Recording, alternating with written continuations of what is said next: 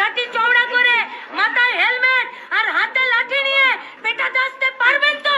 কাকে পেটাবেন আপনারা? আজকে ওরা আমাদের ভয় তালা দিয়ে দিয়েছে, আজকে আমরাও এখানে তালা দিয়ে গেলাম। দম যদি থাকে তাহলে আমাদের সাথে আগে কথা বলে তারপরে এই তালা খুলে বসবেন। যে অফিস থেকে জাল ওষুধ এরা বের করে, যে অফিস থেকে এরা মানুষকে মারার চক্রান্ত করে, সেই অফিস চলার প্রয়োজন আছে? না।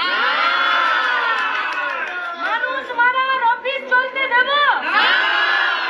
তাহলে মানুষ মারার অফিস বন্ধ থাকবে।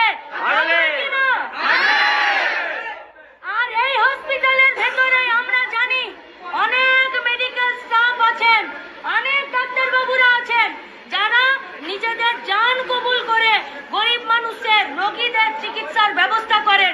আমরা এই সমস্ত মিডিয়া বন্ধুদের মাধ্যমে আপনাদেরকে আমরা জানাতে চাইছি, আপনারা নির্ভয়ে